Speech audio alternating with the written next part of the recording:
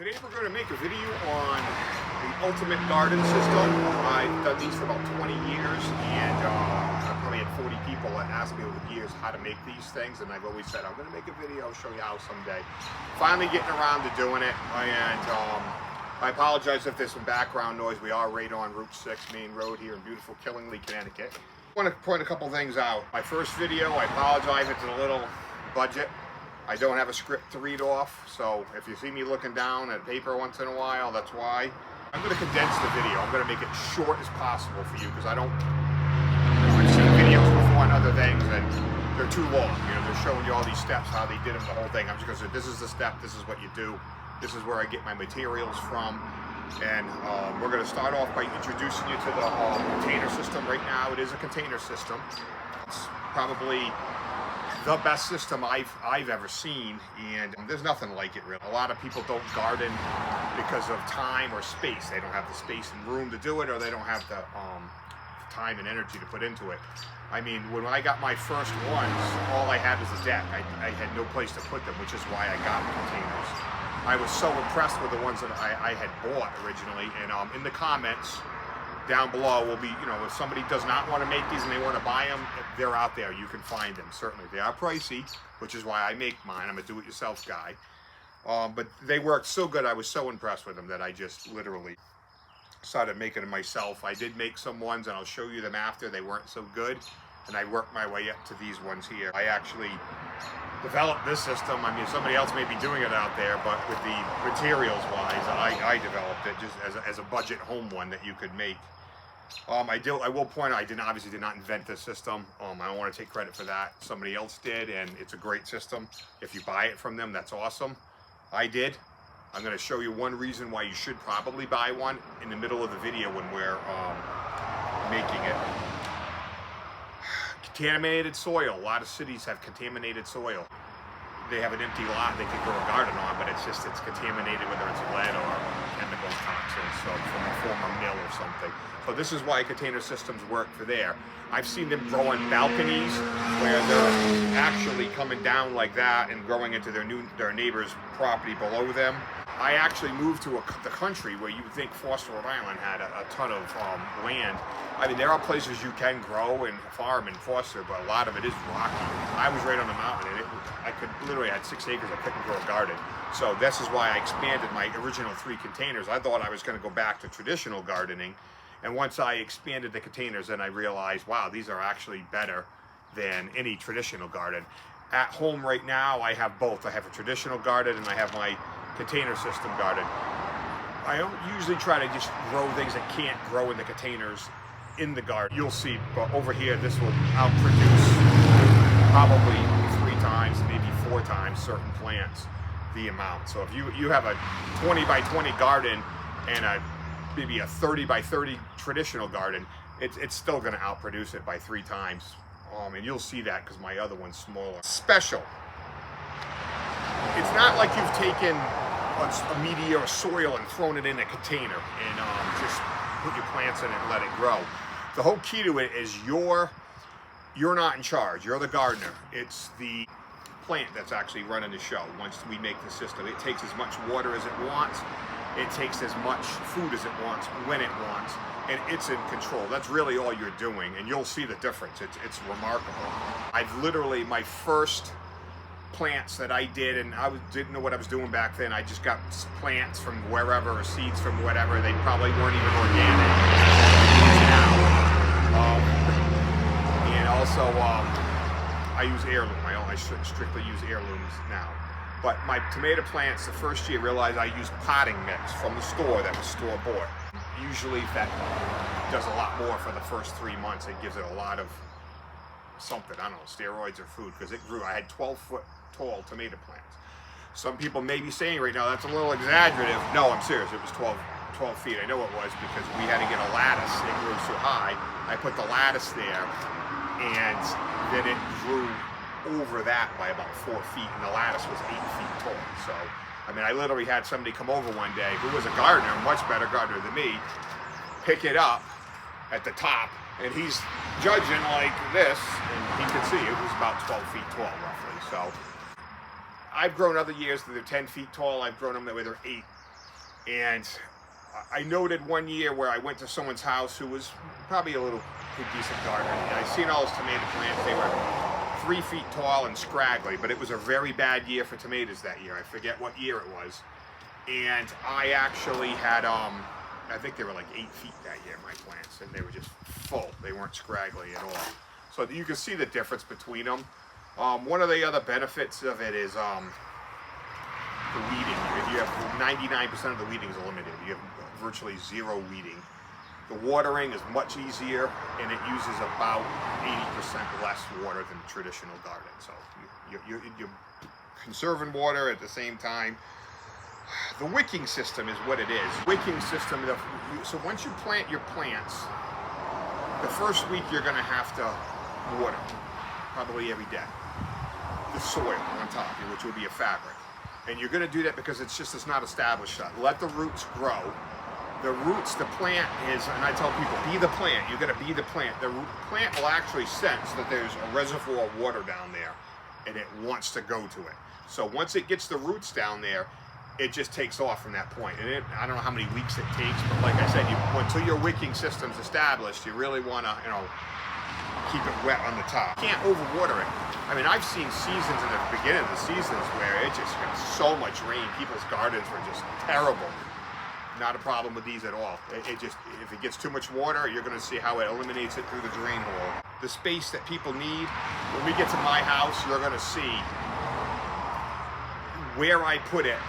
If you were to say to anybody, I'm going to put a garden here, they'd look at you like you're crazy. It's under a pine tree, it's rocky, it's on a hill, very steep hill. It's not the place for a garden. The container system, it doesn't matter. I leveled them out as best I could, and I put them in there. And I put a fence around it to keep the chickens out, and at the same time, I used the fence for the tomatoes to grow on as a lattice type structure. Usually they'll always grow over it. I got either a 5 or 6 foot fence, depending on what section. They always just grow over. You'll see one spot that I actually, I had to extend the top of it. I put some ropes and some boards there because the plants were just so big, they were just going over the top. So I didn't have a whiteboard, and I actually used an old shower here, which is something it's being reused at least, because you can't really recycle fiberglass. So it was trash, and I said, oh, I can use this as a whiteboard. This is your container, but I want to look into it. So you're looking at the container. So you look, if it was translucent in the front, you would see this. So what you have down here is your water. I know it looks purple, you're probably wondering why, but when you put a blue marker on this, apparently it comes out purple. This is very important, and we're going to get into this later when we make it. This is your air. You can see a hole here. That's your drain hole. It's very important so you don't get root rot, that you have air between the water and the soil.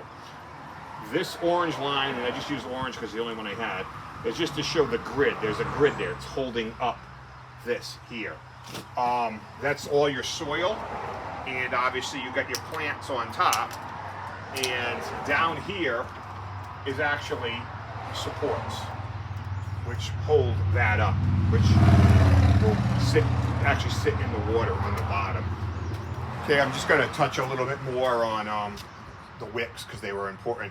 I labeled everything for you. You got your water, your air, your potting mix. Emphasize potting mix because that's what we're making here, because that's going to help you do the wicking. And this is the top, so you're not really looking into it more. You're kind of looking down on these, but this is your, and then just an example, because all the plants are different. Certain ones you use 2, certain ones you use 3 or 4, and other ones you use 6. And the fertilizer strip would go in the center here, and more plants over here. But we can get all into that later. You'll see exactly how it's done with the actual plants. The wick is the most important part. Other than this air gap, so you don't get root rot, this wick. So if you look right here, this actually extends down into the water, and I'll show you how to do that after, but that's going to be important, and they give you a little 3-dimensional look there. Let's take a look at the actual container now. I forgot the fill tube on this. Can you believe that? And rather than draw it, we'll just show you what the fill tube would do. The fill tube would go down here into the water and obviously fill it. Now I want you to pay attention to this. See the angle? If you flatten it too much, what'll happen is it'll backflow on you and you'll think it's full, and it's not. So it's very important that you get an angle on there, so when you're pouring that water in there, it's filling until you see it come out of that hole. Once it comes out of that hole, you know it's full. go to the next tote and put your water in that one.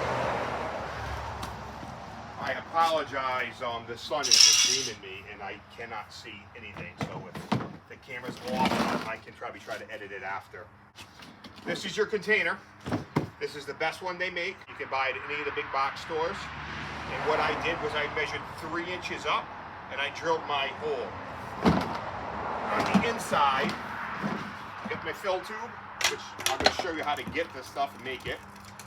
This is your grid or your grate. So this is what your materials going to support on your potting mix. And as you see, the holes are for the roots to grow through. Once the roots established, after a while, they'll go through that. How I support them are these right here. I get this free. If you look on anywhere, they're always giving away something free. I've never bought one of these 4-inch drain pipes, ever. There's different sizes, and I use this one as an example here. You got this thick one. This is Schedule 40. You don't need it. If you get it free, you get it free, but it's not like it's necessary. I don't know if you can see in here. We can find out after. That's what it looks like inside. Realize it's 4 inches each. They're 1 inch taller than the drain hole. So that's how you're getting your air gap. You get that, you put this in here. You see where you got your wicks in the back.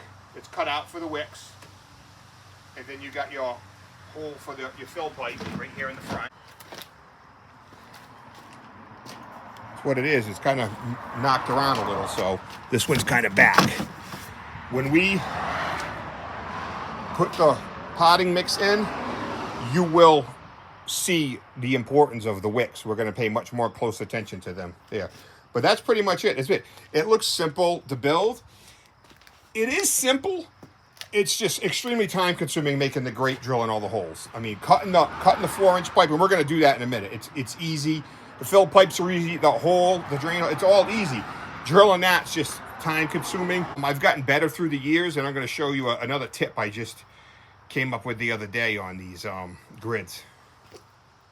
I just want to show you my first one that I ever made. This is what it looks like inside. It was kind of a the wrong tote. It was like a Rubbermaid. It was too flexible like this. I didn't like it. You can see what I did. I actually took another tote, flipped it upside down, cut it, and I used the bottom of that tote. I drilled in it. There's my holes for the wicks, and I ended up learning that it wasn't supported enough, so I made some tall ones like this to put under it. You can see my drain hole. I actually, at the time, was thinking I needed a hose to go back in there more. The hose really wasn't necessary. But if you can see what ended up happening, eventually it broke.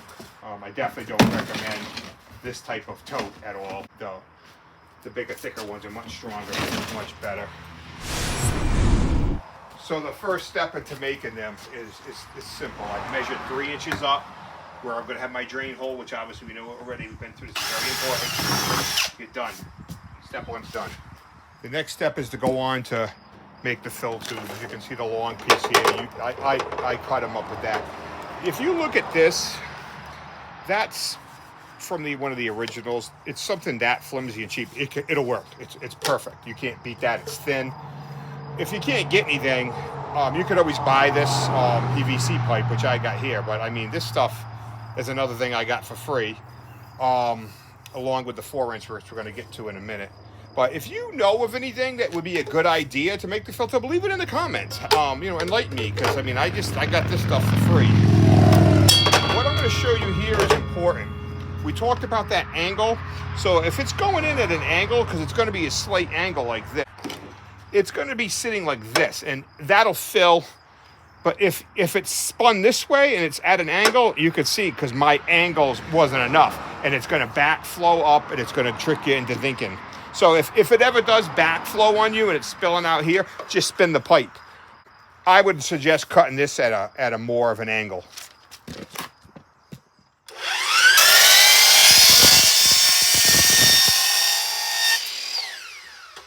That's a little better angle there, where even if it's wrong, you're still not going to be backflowing.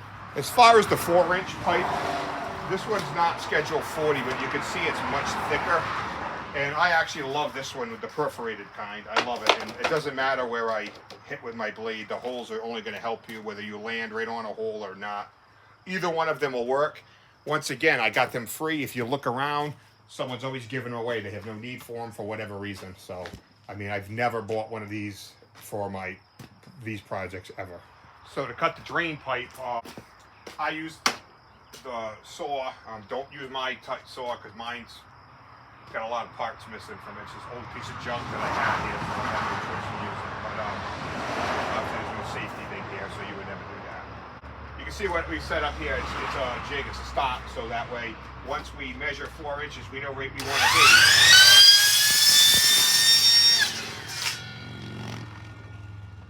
Done. Move the next one in.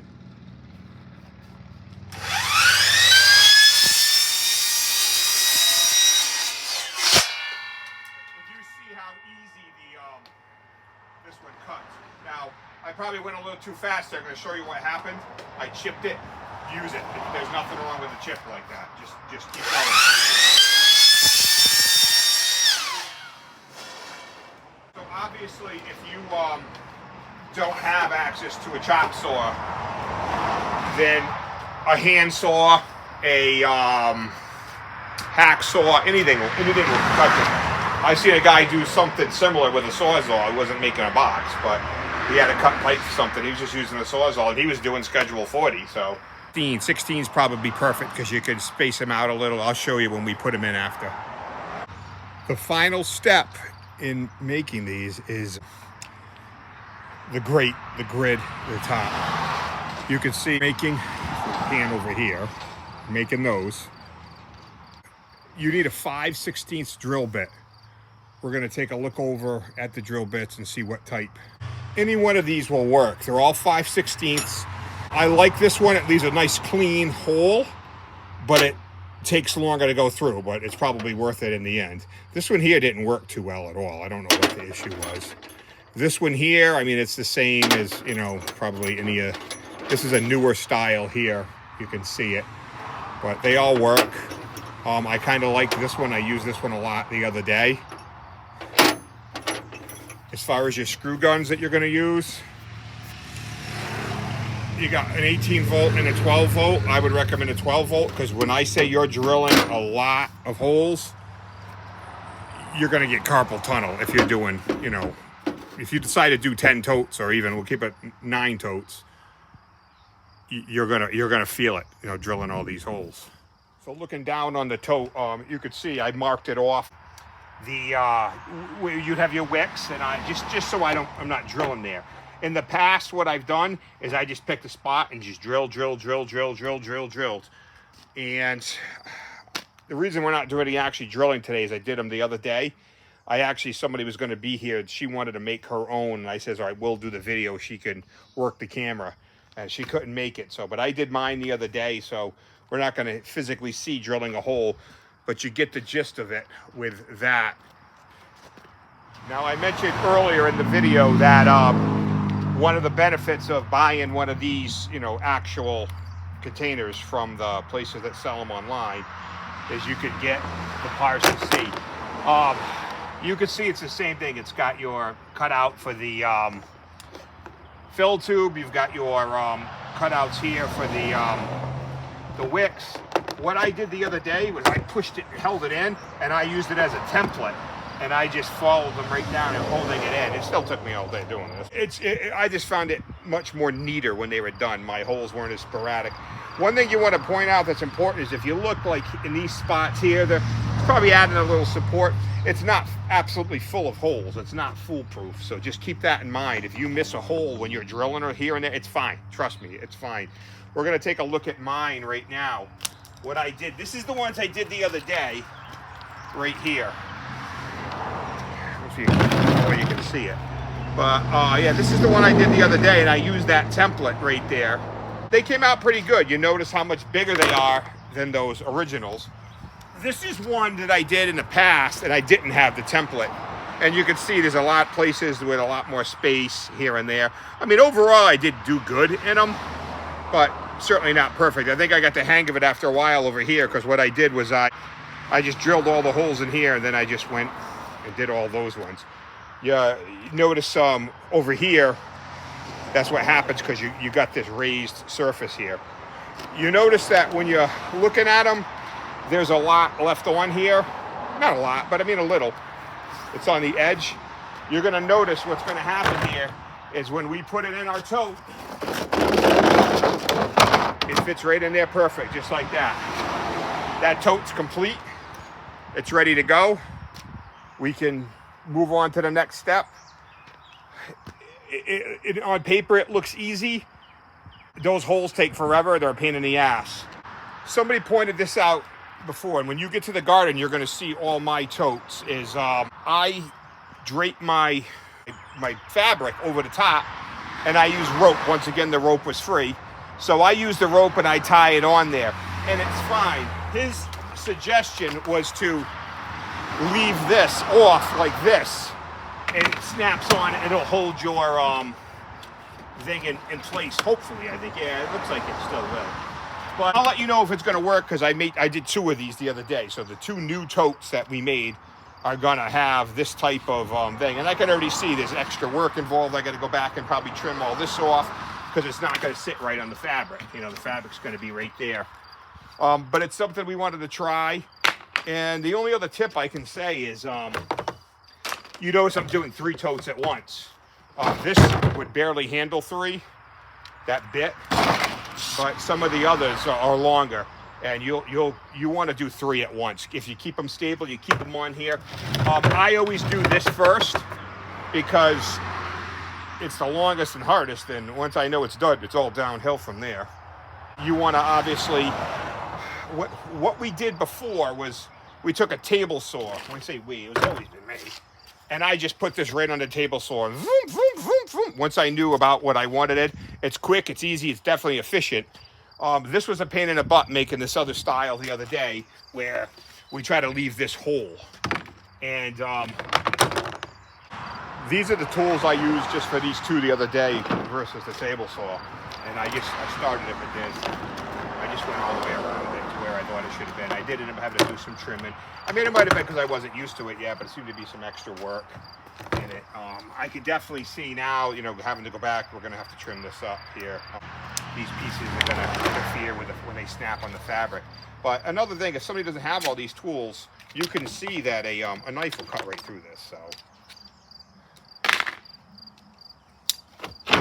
at this point, we're 90% of the work is done. So we're at the garden area. This is my main garden here. It's really kind of hard to see from back here. Everything's a mess right now. It was rototilled once. I probably did it too early because obviously I got to go back over it. Or I do use a fabric, which you'll see later. I'm all against weeding. If I can eliminate weeding, I go crazy. That first row, I planted carrots. They didn't come up. Second row, carrots. They didn't come up. So I'm going to have to throw something else in there. Probably throw green beans in the first one. And most of the fabric will kill those weeds that are there anyways. And I don't know what I'm going to do after that. The third row, I started putting onions in. There's certain things I don't do good with. Herbs, onions, because I had half a row of onions and I don't see any of them. And they were all, you know, saplings when I put them in. Some rhubarb here on the end. Once again, there are certain things you grow in this part of a garden. We actually started with potatoes and corn over here because that's something you don't really grow in the container system. Corn's just too hard. I'm not even going to do it again. And potatoes, we'll grow some potatoes again. They were great. I mean, really, you know how you'd eat a tomato in the summer and you say, oh my God, it's just so much better, a homegrown tomato in your garden. It's the same thing with a potato. You're like, oh wow, it tastes like a potato. It's almost like that forgotten taste you've actually had. We're going to try to show you my container garden. I'll try to give you a close-up here, or aerial, whatever you want to call it. I started with the 3 totes. I can show you one of them down there. That little one is buried. I don't even know where the other one even is. The one I emptied the other day, you can see this was the size of the originals right here. You can see that grate system. That's what they use for a grate system in theirs. And their grid obviously goes on top, what you saw earlier. These are the totes right there that I ended up going to after that. I made my first ones. You can still see they still work. Once they come apart or not working anymore, they'll go. As you've seen, that other one cracked. I will say I did have one that was not wicking, and I had to go in there and fix it. I ended up getting these totes here from a place called Yankee Supply in Rhode Island. They're very durable. I think they're the most durable ones. I don't think they have the best dimensions. I actually like these other ones they sell at the big box stores. They are 27 gallons, the ones with the yellow lid. They're the best by far. You can see them. What we're going to do next is we're going to just do up a brand new one. We're going to mix the potting mix first. We're going to show you how to make potting mix. If someone plans on buying their potting mix, you can certainly fast forward a little bit here. You definitely want to come back when we do the fabric, because the fabric's going to be important here. And we're going to talk about how much organic that you want here in your system. When I come back at some point, what we'll do is you'll see more totes down in that area down there, because I made 6, so I'm putting 2 over here, and I'm going to put the 2 with those little snap lids there, and we're going to keep an eye on them because we know they're going to be brand new soil versus some of these other ones. I have a feeling that this soil is old, and I don't know which ones I made 5 years ago or which ones I made 10 years ago at this point. I don't even know. I just know that these used to grow much, much, much bigger, and they're not. And I think the soil needs to get changed. They say up to 10 years, and I'm sure it's been more than 10 years for most of these here. I mean, I know I'll try to answer some questions. I know you're wondering what the pine branches are for. He answered that for you. I want to keep the chickens out. They were jumping over it, and they will rip your new saplings apart that you put out here. They'll just destroy them. A lot of people say, the chickens are so good for the garden. Not in my book. I keep them out. I don't want them out. And I put them as to block them. They're pretty much out. Originally, the fence was for groundhogs. And I didn't even have any groundhogs over here. They were actually at the other house in Foster. I do have a lot of rabbits here. I don't really see them trying to even come over near here because they got plenty of other stuff to eat. But like I said, we'll have another row right here. And after. One thing I think you can see how it looks very ghetto. I admit that looks very tacky. The reason that got thrown up there was for whatever reason at the angle we were at, that fence was doing nothing. Like it was actually, the plants were dragging on the ground. So they would go up the fence to the top, over, and they were actually on the ground. So we kind of just built something to drape them over, just to get them another 18 inches higher so they wouldn't be rolling off on the ground. Plus, at that time, their chickens were getting out over there, and they were just, eating tomatoes and everything else. But, I mean, it goes to show you right there, I mean, that's 8 feet tall from the ground right there, that wood. So, what else? There was something else I wanted to go in here. Now, I mean, we go from the traffic to a rooster now. We can't win with the background noise. This area, if you really look at it, I mean, I could try to bring the camera over here so you could see a little bit.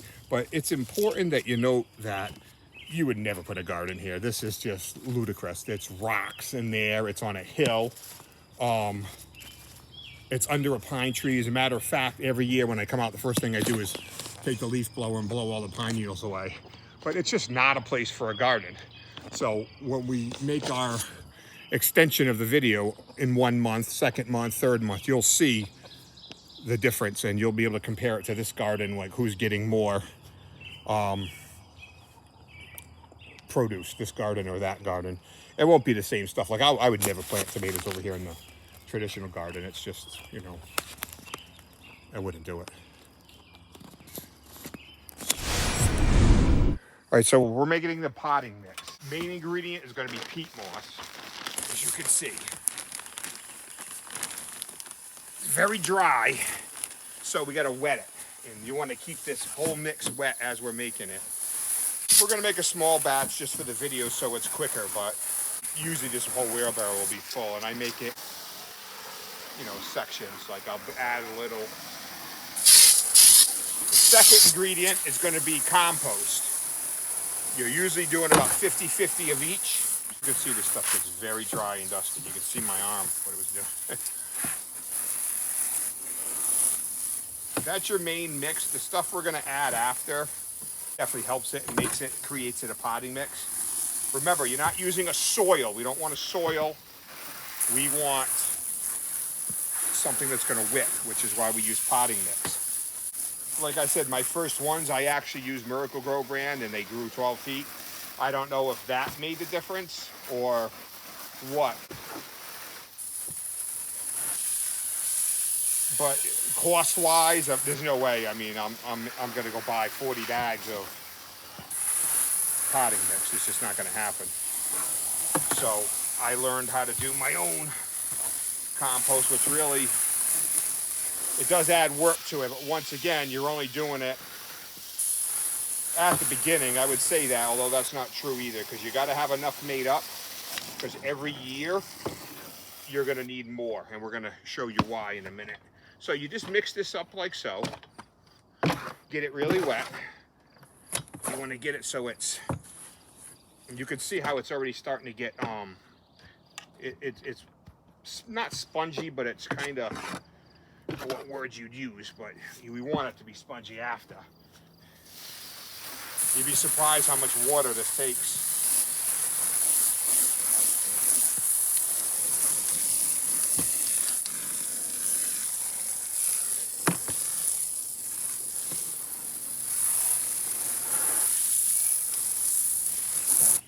Okay, we're gonna go and add I was gonna do the compost next, but so I throw a couple grass clippings in for future composting. I don't throw a lot in. I throw just a little. It'll break down. It'll be more whatever. Hope you can see this. Eggshells. This is probably about 10 days worth at my house. I crush them up really good. Like I said, just a little bit of grass. This here is something that was been left around. It's vermiculite. You can see what it looks like. Throw a little in if you have it. If you can get it, throw a little in. Certainly it doesn't hurt to have it, but this is the one I like, perlite. It doesn't matter the brand. You can get it anywhere. You see what it is, and if you look at it, you'll say, oh yeah, I know, I've seen that in potting mix before. That's it. All we need to do is add the compost. I bought my compost. I bought a yard and went and put it on my trailer. It was broken down leaves when I had bought it. They said they don't even sell it like that. They sell it in like deliveries, like if you order like a 12-yard truck. And luckily the guy was cool to me and gave me a big old yard, and that's how I got what I have left here, which we put in totes because there was a big pile over there, and it was in the way of the garden. But you feel it is. Notice, like I said, there's pine needles everywhere because of the pine trees here. Because this was sitting in the pile, I had gotten pine needles on it. I don't know if that's about 50-50 yet, but we're gonna mix it up all together. Toss and turn it. We're probably gonna add more water, and when we're done, we should have something that you'll see is gonna be very spongy, and it'll be wicking. And that's what the whole key is here. I was just throwing my magnesium in there. Now, one of the things I'm not adding right now is lime. You know, the powder lime? I forget what it's called. We're going to add that later. You add it every year if the plant has seeds. Anything with seeds, you're going to add a little bit of lime to it, depending on, and you'll learn, you know, like, oh, I need more. But tomatoes, I put 2 cups in. So, you'll get blossom and rot if you don't put it in. I've had it happen with cucumbers and definitely with squash, that I was getting blossom and rot because it just wasn't enough lime and the pH was off. Now already this is going to take some more mixing, but I want to show you.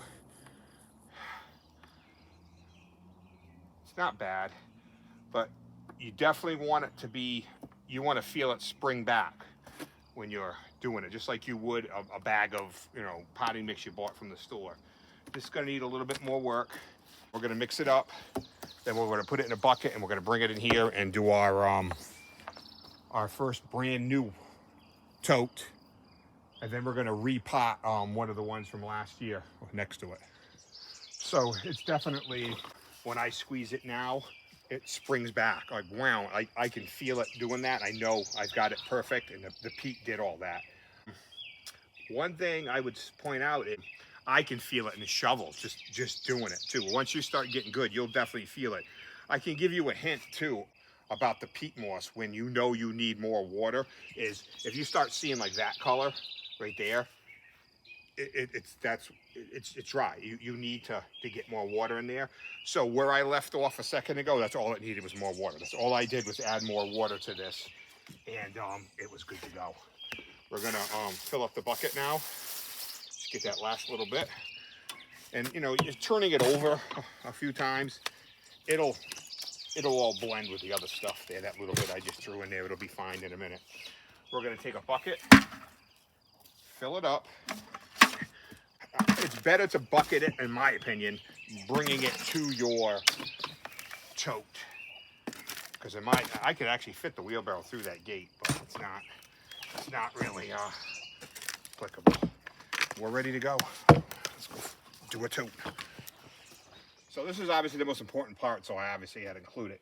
So if you're looking in here, you got your 16 pieces here in there, but I actually put a 17th one, because you could actually fit a little one like this, which I had. So I put it in there just because I don't want these ever coming away from that corner. They need to be in that corner as much as possible, because that's going to be your wick down here.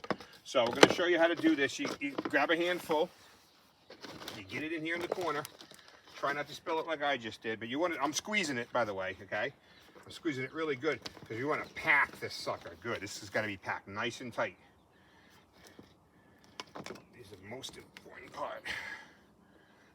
Yeah, I can't believe I did it yesterday and I didn't spill hardly any. And today I'm like all over the place. So I'm going to clean up a little bit that I spilt. You can see how much I got it packed. It doesn't even fall out, but that's what we want. Clean up this out of here. Get it out of there. Put it in the other corner. I don't think you can see this corner over here, but I'm doing the same thing. I'm going to squeeze it really tight. I'm going to use my other hand to block it so it doesn't spill out like that one did. Perfect. Get in there tight. Smart people call this capillary action. I just call it wicking. It's nice and tight there, though. Get this extra dirt out of here. All right, so we got our grid goes on the top. I rounded these corners up here. On this one, I took the 4-inch hole saw and put that in there. That's about the only difference between that and the other ones. I got my thing with the angle going down. I'm gonna try to push that over in the corner as much as I could get it. So I usually take a good handful like that and put it there tight. Another good handful like that, just on that corner. Now when I dump my bucket full in, I go like this. And you notice how I'm trying to do it quick versus this. Because it's just gonna trickle down and you don't want that. You wanna keep it in there, obviously. These are big totes, 27 gallons. So they take a lot of material there. You notice everything's still wet. Now I'm putting in my lime, my Domalite lime. I used the Domalite because somebody asked about this. You want to add magnesium to it. You could use regular calcite lime, but it's not going to add the magnesium. It will correct the pH, but that's it. So this particular one, we're going to need this bag of lime is left over from last year. I was unable to get Domalite and I had to get calcite. We just finished and got off. When you look at the old ones, they're about at this point anyway. So we're going to put some lime in. I got like 2 cups, under 2 cups. Just mix it in.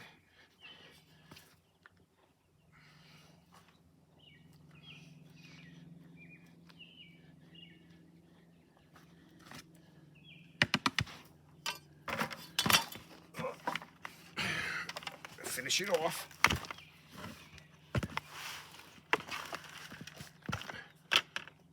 Now I always do this in my corners where I'm going to put my plants. I give it a good smack down like that. You want it to be pretty packed anyways, all throughout, but those corners I really pay extra attention to. So that way when you put your plant in it, it's kind of firm.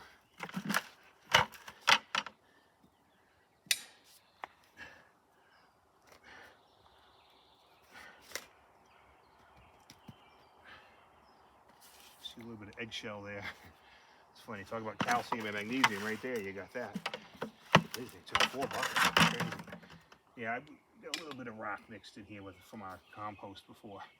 All right, so we're gonna add the fertilizer strip. Now before we used to just lay it right on top. Now they say to put it in here. So I'm gonna do it just because they say to now. And I'm only gonna do it now because this is ready to plant as soon as we're done. I've been doing these all day and I haven't put the strip in yet until I'm ready to. Here you go. There's your fertilizer. Cover it back up. That's fine. I pre-cut the fabric already, so it's ready to go.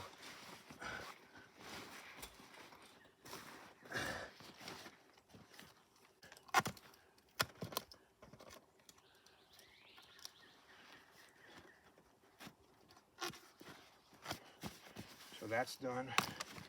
That's done. So we're using a new style here on these two totes and the lids. Another note, I did have to cut those pieces off. I don't remember what I was talking about yesterday. They were all kind of hanging down here. I had to chop them all off.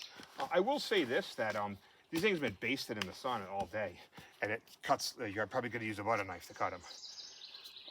Another thing I've been showing, like my compost, usually the bin over there, you saw me collecting these up yesterday. They all go in there too. If they wind up in your potting mix over there, I reuse them all.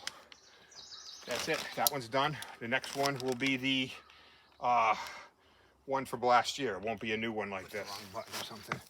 You can pull the top off. I've already pulled it off. This one's ruined. We're going to talk about fabric in a minute anyways. I'll pluck all these weeds because this is what you got after you pull the fabric off. This all happened from last year. It feels really heavy for the most part. That's telling me it's wet. If it feels really light, you might have a problem wicking. It might not be getting it up there. So now at this point, I clean off a couple of pine needles, get my weeds off, see how fast this goes. Add my lime, because I got more seeded plants going here. And then I'll mix it in. So it's a good time to look at the clock now and see, like, so this is an existing one. You're gonna have to do this every year.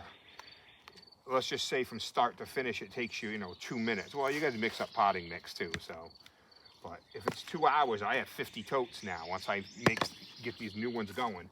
If I have 50 totes, 2 minutes a tote, then you add in the time it takes you to do your mix, and plus you do your spring cleanup. I mean, be fair, but 3 or 4 hours per year, and you don't have to weed the rest of the year virtually.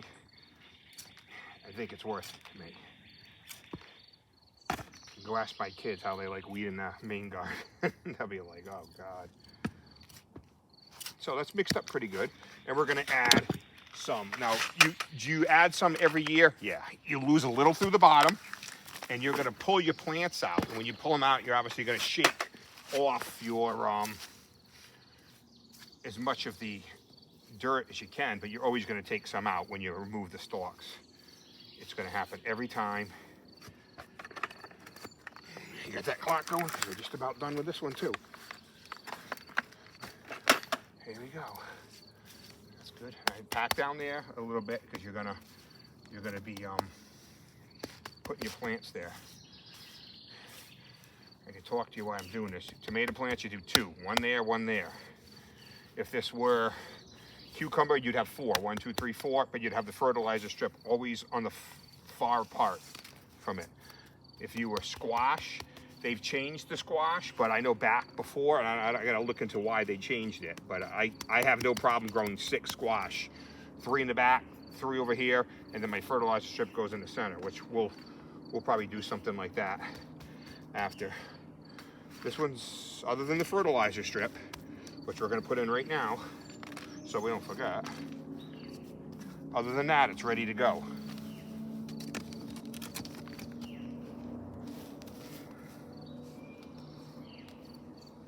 Oops, that wasn't good. Not good at all.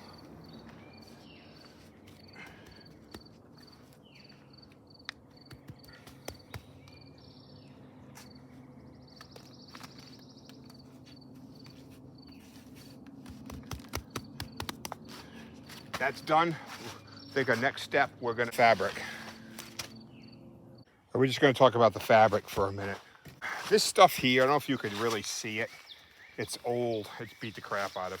But I want you to see that it's translucent. It's probably the most inexpensive, but the lowest grade one they make. Don't get it. Why?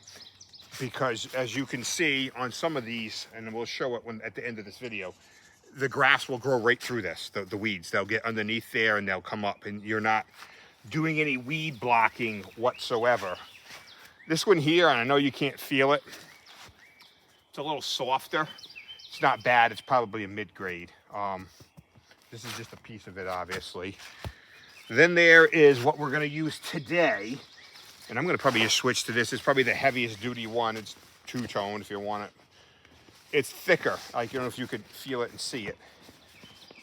That's what we're gonna use to make our couple of new ones until we run out, and then I'll go from there. I could probably reuse some of them, but obviously mine are getting very old and very wore. This one here, if you look closely, you can see it. It's a commercial grade weed fabric for like they would use commercially. It's really good. I mean, it's the best without a doubt of all of them. Now, what I do is I heat up a piece of thin metal and I'll burn it so that way you don't get the fraying like that. But as you can see, even with me doing that, I'm still getting fraying. It's kind of a ripstop, so if you cut it, it's going to start fraying everywhere. But nothing works better than that. But the problem with it is if a leaf, and if you look over here at these, even these here, these couple of squash, which already got planted, and you look over here at that chard, if that chard was really fried, it'd have been dead because it's touching that, and it's almost like a burner on a stove. It gets so hot, and it's kind of plasticky that I noticed that it just literally fries any leaf that touches it. So that's not something you want at all. So I'm not going to be using that anymore. What I wanted to talk about with the fabric was how organic do you want to be? I mean, talking to farmers through the years of me doing this and us considering opening up a farm stand and everything, I did a lot of consulting, and one thing, they hit a lot is the soil's depleted. It's nothing left of it. And they said all these chemicals in the air and the acids rains through the years has just completely ruined the soil. Of acid rain, this is long before they even heard the word chemtrail, but there are so many toxins coming down in your air and your rain now that you don't want them in your plants. So, I mean, if you have a traditional garden, you're probably going to get them, because that's where most of your water is going to come from. Something like this, it doesn't have to. So if you want to take it to that level, you want to get the weed barrier here that's the most waterproof. They're all going to let a little bit in. You're never going to eliminate. You're only going to reduce, and that's all you can do. So what I do is I have a filtered water system, so I know my water coming out here is pure.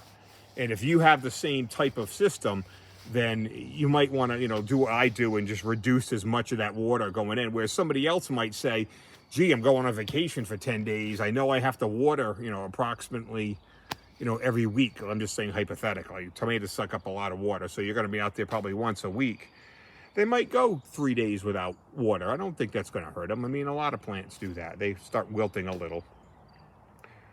If it's going to be any more of a 2-week vacation, well, then those are the people that welcome the rain, because the rain will obviously do their job for them without here watering it. So it's all depending on how far you want to take it. If you look way over there, those 2 compost bins, I know they don't have the lids on them. That's because it just rained the other day. A lot of people will use compost, and like, remember I mentioned earlier, mine was all leaves. It was composted leaves that I had bought that load of. everything that goes in my compost bins are organic because it comes from the house. Probably 90% of the food we eat is organic. We're not organic people. We never were, but we just learned through the years that, you know, our health is more important. And if somebody wants to label us whatever, they can do it. But I mean, organic's basically all we eat. We take a detox every day. And you see the lengths I'm going to reduce the toxins going in my body, and we know there's still some in there. So I take a detox. A lot of people have been asking about that. I'm not going to make a video on that one, but I am going to. I'll post something in the bottom on where to get the detox, and it's pretty good. It's pretty interesting when you read about it, how it works. I am going to make another video on how to make elderberry, and another video on how to keep the bugs and the ticks out of your yard, other than getting guinea hens, which your neighbors aren't going to like it with the guinea hens. So, but diatomaceous earth, I'm going to show how I apply it, and those will be my 3 videos. I won't do one on the detox, but like I said, I'll put it in a link. I'll attach a link so anybody wants to check it out that they can. But yeah, it's definitely something. I mean, we felt the difference through the years, not only doing the detox, but just eating better and healthier and everything else. If I could do more gardening, I would. I mean, my 50 totes right here, I'm probably not going to make any more after this, to be honest with you. One thing I want to point out is before we start putting this fabric in, because I forgot earlier, is like this row that you see right in front of us right here. You know, I probably should be stepping back more, but this one here, I will, it'll be viney. There'll all be cucumbers and there'll be squash in this row. The next set over there won't be. There'll be plants that grow straight up. So that way I have a path that I could walk down in there. I don't know if that makes sense. You kind of want to stagger your viney ones. So on the outside, all my plants, they'll grow up the fence. It won't be a problem. But these inner ones, you got to leave a place to walk. Otherwise, your squash or whatnot will just go kabooting crazy. And you'll end up stepping on a lot of it and breaking the leaves and stalks. I know I forgot to mention that earlier. All right, let's get back down to business right here. All right, so your tools that you need, I know I had them here earlier, was a butter knife, a pair of scissors, and a utility knife. This is the one that has the rope on it. This is going to be one of the older ones, so.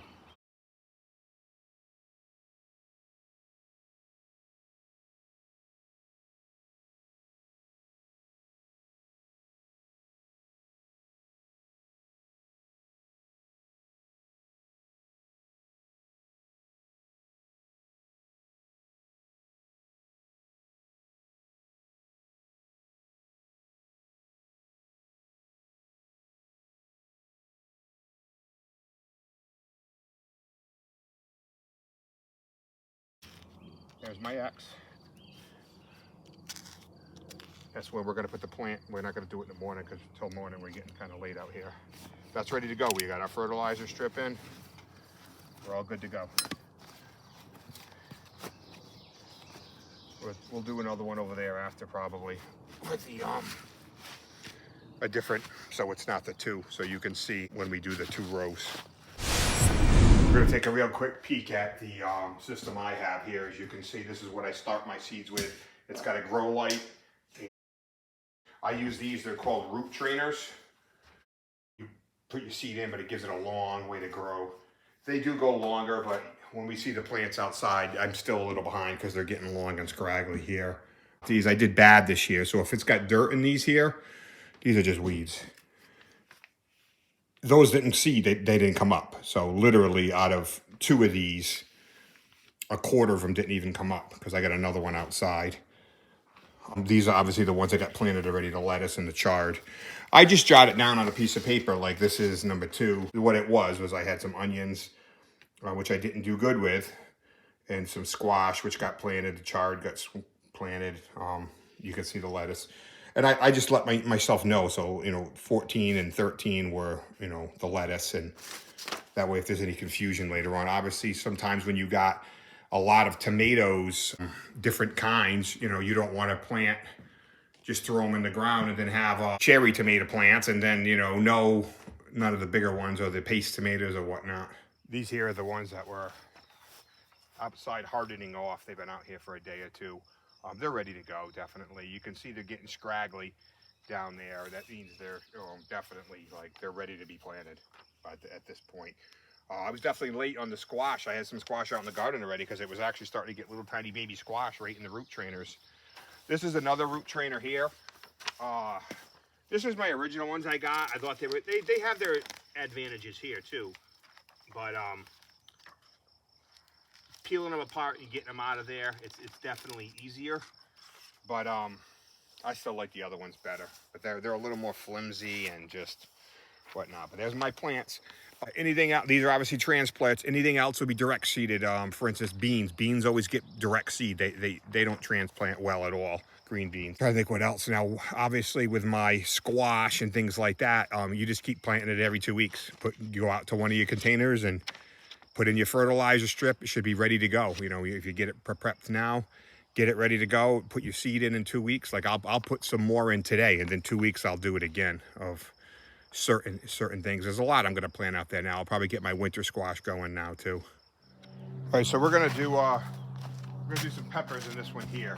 Now, if you notice, it's got a lot of holes in it. First thing I want to show you is that this was used for green beans at some point, and it's probably got some nitrogen in it. We're going to use less fertilizer because green beans will put the nitrogen back into the compost and the potting mix for you. So just keep that in mind. And if you do put green beans in one of these totes, you probably really don't need any fertilizer at all. I mean, you might put a little for the other stuff, the phosphorus and whatnot. Before we show you about that particular fabric, realize this is one of those older totes too. It's translucent. That one did pretty good. It's probably got a piece in the middle over there, and I'll show you when I pull it up. And you can see the one next to it's not too bad. This one here got hit pretty hard, but that's what I'm saying is it's growing right through the fabric. So you want to stay away from this translucent stuff. Obviously that piece will get thrown away, and that one over there, as long as it stays intact enough where I can keep something underneath it. Watch, I'll show you. There's probably something underneath it. So this is our box that we would come to in the spring. Oh, it's spring. Here I am. Undo your piece. You see how it is there? I threw that. It's still growing through there. Look at all those weeds that were still there. Jeez. Not cool. So what I'll do is, this one's got like 16 holes in it. What I'll do is I'll just pick 4 on gonna add our line.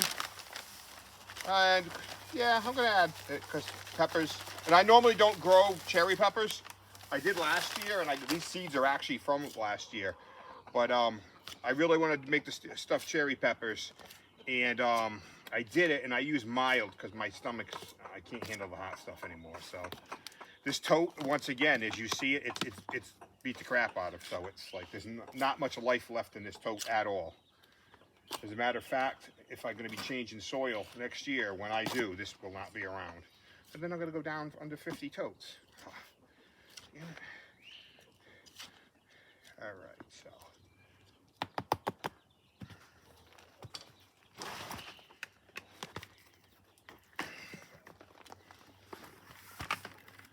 A little difficult when the totes broke like this. I don't like this at all.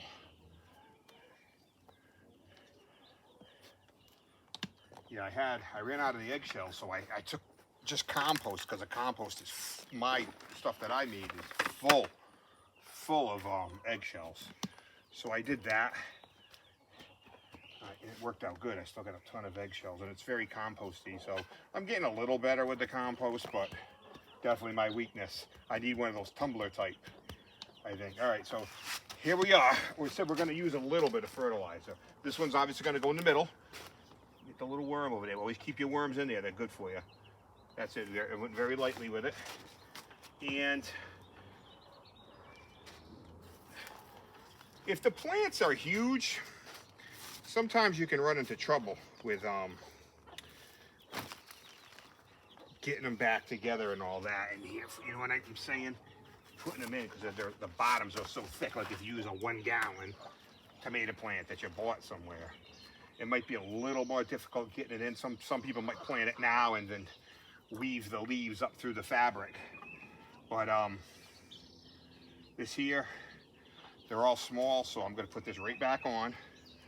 Get rid of all these freaking godforsaken weeds. Look for my hole for the, I don't know where it's at.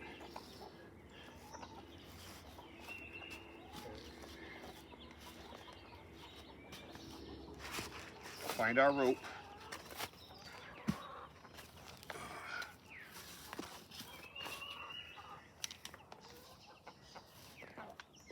Yeah, these ones are definitely awkward. I mean, you see this trouble I'm having just trying to keep everything straight and lined up here.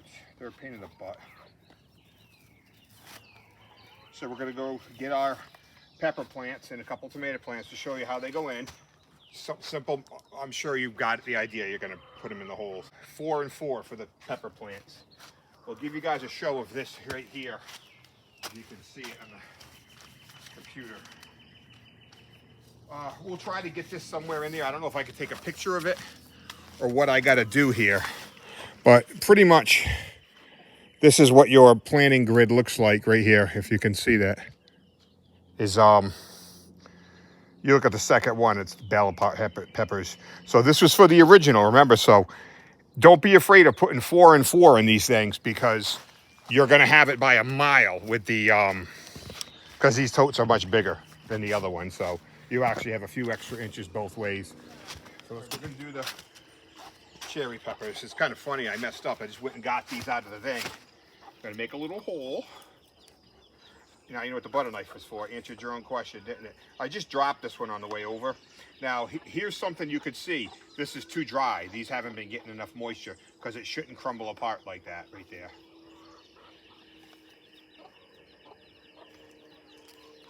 But I had about 4 totes last year, and I made stuffed cherry peppers and stuffed banana peppers. And I've only got like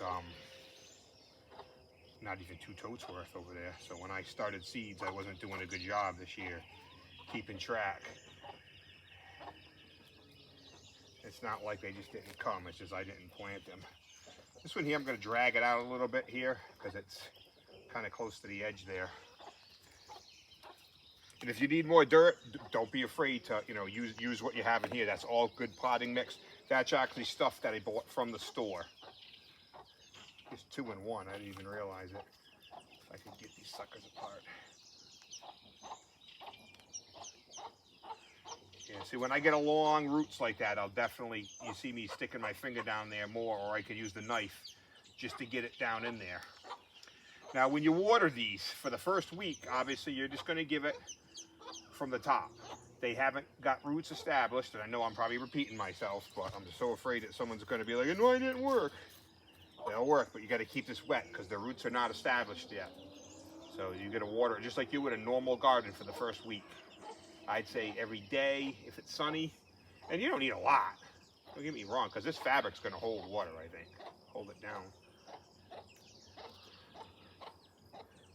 You can hear that mother chicken. She's talking to the babies, telling them to do something. That's her way of clucking. It's funny. So, to answer a question somebody's already asked, what's the solar panel for?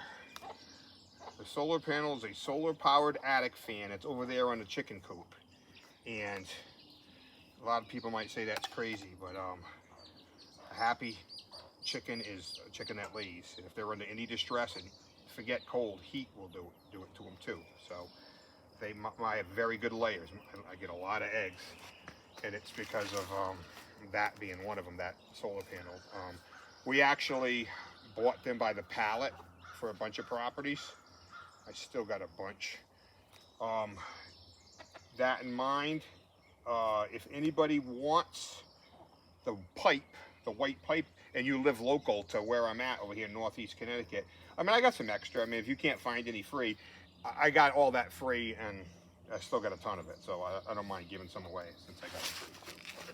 I can have that, and if anybody wants a solar-powered attic fan, just let me know. I'll give it to you at cost. Like I said, we bought them by the pallet, so I have them on. Actually, I can show you if you want. They're over on that roof, because there's 2 roofs on the house, and we have, I didn't want that to happen like that. We have them on the roofs of any and every property. It saves the life of your roof. Plus, they're free. They're solar powered. I guarantee you walk in that chicken coop now, you'd be like, geez, I can't believe how cool it is over there. One bad thing I'm going to say about this whole thing we got going here is it's only about 3 in the afternoon right now, and this does not, the sun's gone for the day. It's already gone. This garden here doesn't, and that one too, does not get enough sun at all. All right, so when the rain and the water hits this, it's kind of going to either brush it off or it's going to find its way into the holes. So it'll make its way down there. It'll kind of, but keep that in mind. If we're judging this garden as a garden, it's probably not the best garden to grow these. What I want for doing this is just send in pictures, video or pictures of your garden, your plants, like how you made out with them, you know, just how big they were, how good they were. And if they weren't that good, send it in anyways, you know, maybe we can all learn something from it. That one's done. And I would just swing the camera over and do these tomatoes. I mean, you obviously get the gist of it. We're just going to do it just to see the placement of it. But I got to shut the camera off because I left them over there. I think you'll remember when I made these that we put that fertilizer strip way down the end down here. So this one here is only, the tomato's only going to get 2. And they're both going to go in the corners like this. Try not to make such a big hole like I just did. I just wet these because they're not coming out. They're too dry. And I should have brought my knife over here, and I didn't because it's here. Now realize the tomato, you really can't plant it too deep. It's okay. You want it sticking up like that. Now these are yellow cherry tomatoes, I do believe, if I'm not mistaken. If not, those are yellow cherry. And these are Amish paste tomatoes over here. I think if I didn't, unless I mixed them up. But what's funny about it is I've never grown the Amish paste tomatoes before. That's it, you're done, boom. Once they're in. So the way I do it, and you can do it whatever way you want, but I do all the prep work first. Do it to this far where I'm cutting the net, the fabric, because I actually all the prep work first, and then I come over.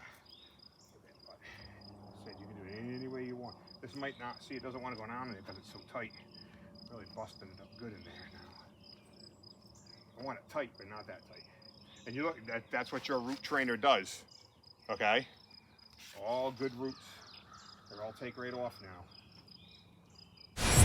So we're going to take a look at the garden here. As everything's been planted, as you can see, if it's an empty tote, what it looks like, for instance, right there, it's just been seeded. There's direct seed. That one's got to get recovered. And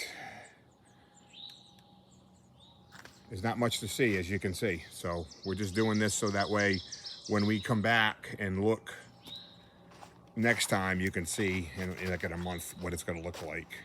But yeah, and these got direct seed today. So, and you'll actually, remember I said I was going to extend this row right here. So you'll actually see that next time. They'll probably have a couple more totes here. But that's it. One of the questions I did get was, can you use buckets?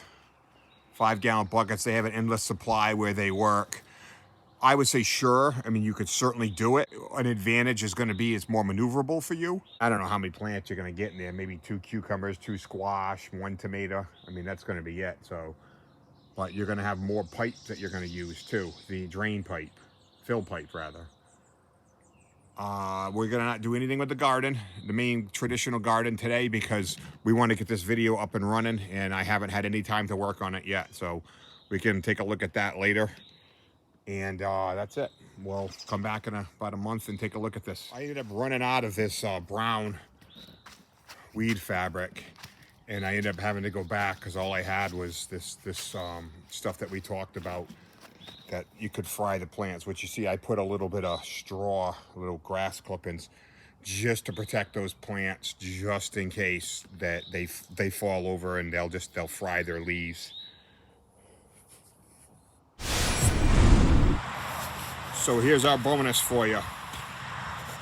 What I did was, I know there's going to be naysayers out there that say there's no way this guy grew a 12-foot tomato plant in a container. I can already tell. So I'm not saying I'm going to get 12, but I'm going to try. With what I have at home with old soil I already know it doesn't get enough sun over there, and that's probably the biggest factor. There's no way I'm going to grow anything more than probably 6 feet, maybe 7 at the most. I know I've grown 8 there before, but I just don't see it happening this year. So what I did was I went down, I grabbed a couple bags of Miracle Grow, and it's supposed to say it feeds the plant for a couple of months. We'll see. I know it worked good before. I don't know if it's organic, so I'm going to look into that. I try to be 100% organic, realize that.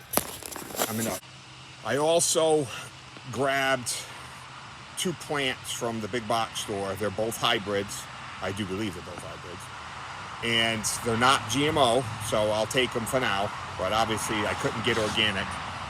Realize, we talked about this before, I use the heirloom so I can regrow them each year. You won't be able to do that with these. I'm just doing it to keep the naysayers quiet. I'd like to see if somebody does what they think it's going to come out to in the comments before it grows. And I did use this fabric here because I'm going to welcome the water from the rain here, because I don't have any water source up here. When I come to check on it, maybe once a week, I'll come and dump a gallon of water in the fill tube. I'll just have to do that.